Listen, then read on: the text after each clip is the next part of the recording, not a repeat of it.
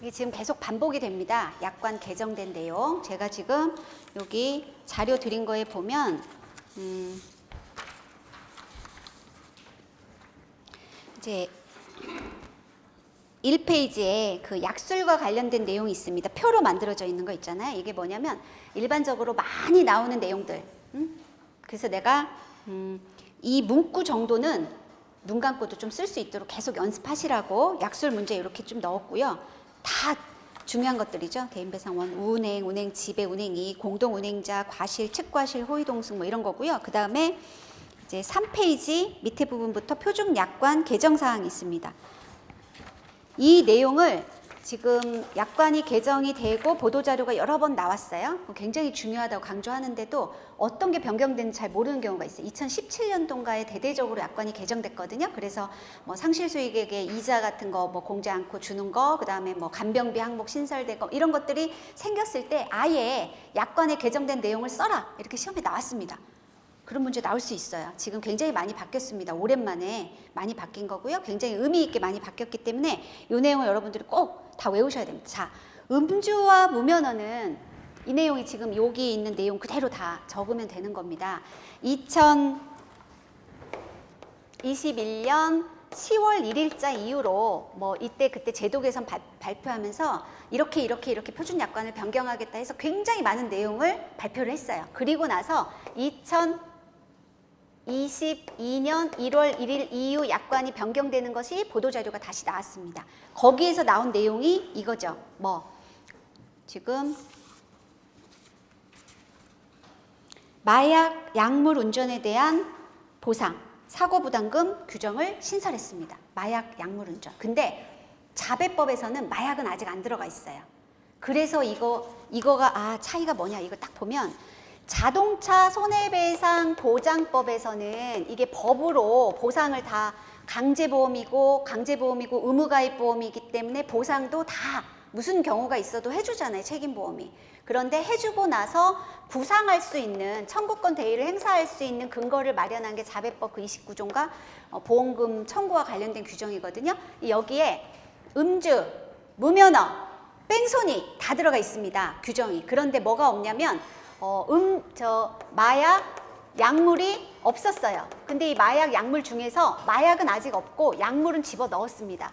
그 얘기는 요 근거를 가지고 구상할 수 있는 근거를 마련했고요. 아직 마약이 같이 안 들어있기 때문에 약관에서는 마약, 약물인 경우에는 자 대인배상원 같은 경우에는 자동차 손해배상 보장법에 의해서 아주 강력하게 피해자 보호를 위해서 만들어진 법이 있잖아요. 그런데 대인배상2는요. 보험회사, 주식회사가 자기들이 상품을 만들 수 있어요. 어느 정도 표준 약관의 기준을 따르긴 하지만 대인배상2 같은 경우는 막 이렇게 협의해가지고 표준 약관을 개정하잖아요. 어떻게 합니까? 마약, 약물인 경우에는 대인배상2만 사고부담금 부담합니다. 이거 헷갈리면 안 돼. 이거 그냥 무조건 다 한다고 생각하면 안 돼. 얼마? 1억. 여기서 마약은 마약으로 기소된 경우, 약물은 향정신성 의약품 뭐 이런 거 있잖아요. 몇 가지 적어 놓은 거. 우리가 보통 얘기하는 약물, 금지 약물이나 뭐 이런 것들 해당된 것은 마약 약물 여기 마약 대마 향정신성 의약품 이런 경우에는 이게 도로교통법 45조에 나와 있는 겁니다. 이 경우에는 대인배상 2 1억이고 이게 한 가지 기억해야 될 게 2022년 1월 1일 이후 계약분부터 적용이 돼. 이미 이건 적용되고 있어요. 이미 지금 적용하고 있습니다. 자, 그 다음에 또 하나. 약관이 변경된 것 중에 우리가 사고부담금이 계속 지금 몇 년 사이에 계속 바뀌었습니다. 금액도 계속 바뀌고 법률이 계속 바뀌었어요. 최종적인 거를 기억한다면 지금은 음주 1,000만 원에 무면허 뺑소니 300만 원. 그죠? 그 다음에 대인배상 2가 1억인데 이거를 언제? 이거 정확히 기억하셔야 돼요. 왜? 7월 28일 이후 계약입니다. 이렇게 계약을 왜 적용하냐? 김영 피보험자하고 보험회사하고 약속이잖아. 그죠? 그랬는데 이 기준 그 보험을 언제 가입하는 날짜에 의해서 보험료를 산정했는데 이걸 사고분부터 하면 안 돼요. 위험률이 달라지니까 보험료가 달라지잖아. 그래서 계약분 이유로 하는 겁니다. 7월 28일로 정한 이유는 자배법 시행령이 이때부터 시행일이 7월 28일이기 때문이에요. 얘는 어차피 대인배상 1이 아니잖아. 1은 해당이 없이 대인배상 2만 적용하니까 그냥 보험사가 1월 1일로 만든 겁니다. 약관을. 근데 얘는 7월 28일. 그래서 얘도 써주고 얘도 써줘야 돼. 별도의 목록으로 만들어가지고 써주셔야 되는 거죠. 자, 그래서 마약 약물운전, 그 다음에 군복무 예정자나 군 면제자도 해당이 똑같습니다. 군 면제자, 그러니까 군과 관련된 거 예전에는 야, 너 군대를 간 기간 동안에는 상실수익액이에요. 이거를 또 휴업손해나 이런 걸로 쓰시는 분들도 있어요. 그거 아니에요. 군대에 간 사람이 입원을 했어. 그러면 휴업손해를 줄까 안 줄까는 뭘로 판단해요? 병사 월급을 안 줬으면 수입의 감소가 있으니까 뭘로 줘? 뭘 기준으로? 병사 월급 기준으로 주는 거고, 그죠? 군인에 대해서 지금 변경된 거는 상실 수익액입니다. 취업 가능 월수 가동 연한과 관련된 상실 수익액인데, 상실 수익액은 사망하고 장애가 있지요. 그래서 군 의무자, 복무자, 뭐 예정자 이런 사람들을 예전에는 뺐지만 지금은 안 빼겠다. 안 빼고 그 다음에 뭘로 주겠다? 병사 월급이 아닌 일용 근로자 임금으로 주겠다. 이게 지금 바뀐 겁니다. 자, 그 다음에 상실수익액 산정 시의 할인율, 중간이자 복리 방식으로 주던 것을 단리, 호프만으로 변경했다. 이건 뭐하고 같냐? 국가배상법하고 법원의 기준처럼 호프만으로 이제 바꿨습니다. 여기에서 요것만 딱 써주면 안 돼. 그 약관에 분명히 돼 있습니다. 이 합, 사망일로부터 나중 최종적으로 가동연한, 취업가능 월수까지 주는 것 중에서 이자를 공제하는 이 중간이자가 240, 총합이 240을 넘으면 안 된다. 한도로 준다. 이 내용은 꼭 써주셔야 되죠. 그 다음에 경상환자 치료비 지급체계가 바뀌었다. 이 부분은 진단서도 이 약관의 내용에 진단, 4주 초과인 경우에도 진단서를 제출하지 않으면 보상을 안 하겠다. 그 얘기는 뭐냐? 추가 진단서를 제출하지 않으면 지불보증을 끊겠다. 뭐 이렇게 생각하시면 되는 거죠. 지불보증, 치료비를 안 해주겠다는 의미니까. 자, 그래서 4번 문제는 자, 서론 20점짜리니까 자, 어떻게 왜 도대체 표준약관을 왜 바꾸냐? 한 줄 더 써주면 좋습니다. 보상 규정을 왜 보험금 누수를 방지하고자 경상 환자에 대한 보상 규정 이게 중심이 돼서 바뀌었고요. 그 다음에 사고 예방 차원이나 손해율 감소 차원에서 뭐 사고 부담금 규정도 다 마찬가지죠. 그래서 개정된 내용이 1번 경상 환자 치료비 과실 책임주의를 언제부터? 23년 1월 1일 이후 사고분부터 적용한다. 앞서 얘기했던 약관의 내용입니다. 그 다음에 장기치료 시 진단서를 제출하는 것을 의무화했다. 이게 약관에 아예 박았어요. 4주 경과 후에 의학적 소견에 따른 향후 치료를 요하는 경우. 자, 4주 지나면 의사가 의학적으로 당신은 더 치료를 받아야 됩니다라고 결론했을 때만 해주겠다. 그 다음에 상급병실료 인정은요. 약관에는 아직 안 나왔어요.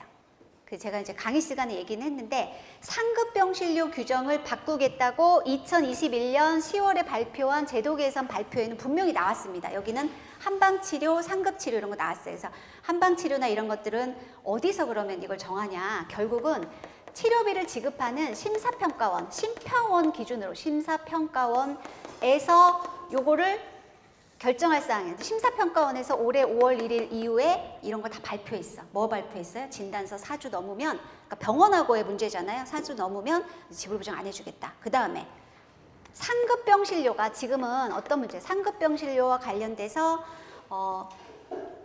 7일간 병원에 부득이한 사정으로 병실이 없으면 7일간 인정하는 약관의 규정이 있잖아요. 근데 약관에는 다른 내용이 없지만 이 심평원에서 병원으로 치료비를 심사하는 심평원의 기준으로 병원급 이상만 인정하겠다고 이제 발표를 했습니다. 그 의원급은 안 주는 거예요. 그래서 이제 하나 넣기는 했습니다. 상급병실료에 대해서 의원급, 병원급 이상만 인정하고 의원급은 인정하지 않는다 넣었고요. 마약, 약물, 운전, 사고부담금, 음주, 무면허 못하네요. 뺑소니 사고, 사고부담금을 상향한다. 여기서 한 가지 기억해야 될 게 예전에는요. 자배법에서 이 구상해오는 조항이 있었다 그랬죠. 자배법 29조 보험금 등의 지급과 관련해서는 국토부 장관이 정하는 금액을 내가 가져올 수 있다라고 이렇게 그 법에 돼 있었어요. 그게 개정이 됐습니다. 그게 무슨 의미냐면 예전에는 1,000만 원, 300만 원 이렇게 돼 있는 금액만 가져올 수 있도록 법이 해놨는데 지금은 어떻게 됐냐? 지급된 보험금의 한도 내에서. 자배법에서 관할하는 담보가 뭐예요? 대인배상원이잖아요. 그 얘기는 대인배상원으로 지급된 금액에 대해서는 전부 구상해올 수 있다라고 딱 규정을 했어요. 이 대인배상원에 구상해오는 그 취지가요. 예전에는 누계로 딱 그 금액만 300이면 300만 원만 어쨌든 피보험자한테 받아오면 됐잖아요. 근데 지금은 어떻게? 대인배상원인데 한 명이 부상도 있고 장애도 있고 또 한 명은 사망도 있고 부상도 있고 이러면 부상한도 사망한도 부상한도 장애한도 이거를 여러 명 인당으로 정하지 않고 1인당 받아오는 금액을 한도가 없습니다. 굉장히 이게 무서운 그 법률 개정이 되는 거죠. 그래서 여러분이 취지를 정확히 이해하셔야 돼요. 딱 한 사람으로 규정하고 있잖아요. 왜? 한 사람이 그 누구를 그럼 기준으로 하겠어요. 그래서 대인배상원으로 나간 전체 보험금은 전부 다 환수할 수 있습니다. 그러니까 음주운전 하거나 무면허 뺑소니 운전하면 완전 난리가 나는 거죠. 자, 그 다음에 군복무 예정자 중간이자 공제 방식 다 했고요. 약술 문제를 이렇게 보면 쓰시는 거 보면 사실 한 두세 줄 쓰면 쓸 말이 없다고 그렇게 생각하실 수 있어요. 자꾸 목차로 구분하는 거를 만들어 보세요. 뭐가 됐든 일단 의 반복되더라도. 그래서 자동차 보험의 자동차 취급업자의 담보별 주의에 대해서 약수를 하시고 그러면 담보별 주의가 뭔지 이렇게 쭉 쓰지 말고 목차로 취급업자가 누군지 취급업자가 나오는 그 보험이 뭔지 담보가 뭔지 그 다음에 취급업자에 대해 막 짜내서 쓰는 거죠. 목차를 자꾸 만드는 버릇을 하셔야 됩니다.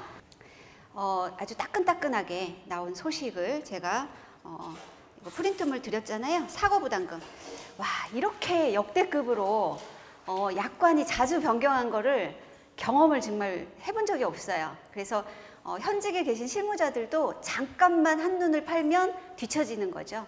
약관이 2020년도 이전에 사고부담금 생기고 2020년도에 또 변경되고 또 지금 2년도에 2번이 변경이 되는 겁니다. 그래서 이게 아주 따끈따끈한 거다. 제가 이제 총정리 문제 풀이반 때 요거 한번 말씀드렸었어요. 이게 자동차 손해배상 보장법에 올해 변경되는 그 개정 내용입니다. 그 중에서 사고부담금 상향이 어떻게 법 규정이 돼 있냐면 여기 29조에 자동차 손해배상 보장법 29조에 보험금 등의 지급과 관련해서 지금까지는 뭐라고 돼 있냐면 국토부 장관이 정하는 금액에 대해서 구상할 수 있다 이렇게 돼 있어요. 국토부 장관이 구상할 수 있는 금액을 음주 1,000만 원 나머지 300 이렇게 지금 규정이 돼 있어요. 그게 언제 바뀌냐면 7월 이게 28일 날 개정이잖아요. 2022년 7월 28일에 개정이에요. 그래서 제가 수도 없이 사고부담금 상향이 언제부터 되냐? 지금은 1,000만 원, 300만 원이고요. 대인배상원에 대해서 전액 구상할 수 있는 것이 2022년 7월 28일 이후 계약이다라고 계속 얘기를 했는데 이게 이 법 규정 때문에 그럽니다. 시행. 그런데 마약 약물이 언제 바뀌었냐면 이미 개정이 됐고요. 시행이 6월 8일부터 되는 거예요. 2022년 6월 8일. 근데 저희가 이제 이 자료를 쭉 만들면서 약관을 가지고 공부할 때는 이런 내용이 전혀 없었어. 그리고 최근에 나왔던 보도자료 언제? 12월 31일에 작년 12월 31일에 나왔던 보도자료에 마약 약물 운전과 관련돼서 마약과 약물 운전인 경우에는 대인배상 2에서 1억을 사고부담금으로 규정한다라고 나와 있었어요. 딱 거기까지만 나왔는데 이게 소리 소문 없이 보험회사가 6월 8일부터 시행이 되잖아요. 이 조항이 무슨 얘기냐? 마약 약물 조항이 1,000만 원, 음주는 1,000만 원인데 이게 음주 조항에 들어있기 때문에 1,000만 원에 대해서는 대인배상원에 대해서 사고부담금을 부담하도록 약관을 또 바꿨어요. 근데 좀 느린 회사들은 7월 달에 약관 개정한 회사도 있고요. 7월 달에 개정하기로. 그러니까 이게 정말 누더기 같은 거죠. 법도 누더기고 약관도 누더기가 되는 거예요. 뭐냐? 마약 약물이 6월 8일 이전 계약인 경우에는 대인원은 없어. 그런데 6월 8일부터 7월 28일까지는 1,000만 원이고요. 7월 28일부터는 또 약관이 바뀌어서 어떻게? 대인배상원 전액으로 다 들어가는 겁니다. 이 표 보시고요. 마약 약물이 6월 8일 1,000만 원. 7월 28일, 그러니까 한 달밖에 적용이 안 되는 거죠. 한 달 반 정도밖에. 예. 그러다 보니까 보도자료가 따로 나온 건 없습니다. 근데 약관이 이렇게 변경됐다는 사실을 아셔야 되겠고요. 추가로 지금 자동차 보험 진료 수가와 관련된 규정도 올해부터 시행이 됐어요. 예전에는 그냥 고시할 수 있다. 뭐 해도 되고 안 해도 되고인데 지금은 의무사항으로 고시하여야 된다. 그래서 자동차 보험 진료 수가를 고시하는 게 의무화돼 있고요. 그 다음에 그 진료 수가와 관련된 기준을 변경할 때도 예전엔 그냥 의견을 들을 수 있다. 뭐 들어보고 그러든지 말든지 이렇게 하던 거를 이제는 반드시 심의를 거쳐서 결정하도록, 그래서 자동차 보험 진료 수가와 관련돼서 굉장히 자배법에서 엄격하게 시행하는 것으로 변경이 되었다. 이 정도가 따끈따끈한 지금 현재 시사 문제다. 요거 아시면 되겠어요. 자, 자동차 보험 약관의 가정 간호비와 관련된 규정을 약솔하시오. 이거 그냥 약관을 그대로 다 써주면 되는 내용입니다. 몇 년 전에 가정 간호비와 법원의 개호비를 비교하라 이런 거 나왔어요. 여러분이 이제 법원의 기준하고 자동차 보험의 기준을 정확히 모르는데 막 그렇게 나오면 문제가 뭐 헷갈리고 어려울 수 있어요. 근데 여러분 근제배책 배우는 그 근제배책 시간에 배우는 내용들이 다 법원의 기준이잖아요. 예? 배상 책임에서는 법률상 손해배상이 있기 때문에 이 약관에 이렇게 자세히 나와 있는 건 자동차 보험 약관밖에 없잖아요. 그죠? 그래서 여러분들이 답안 쓸 때 그 근제배책 시간에서 뭐 민, 맥스 뭐 이런 거 있잖아요. 자동차 보험인 이런 거 쓰지 마세요.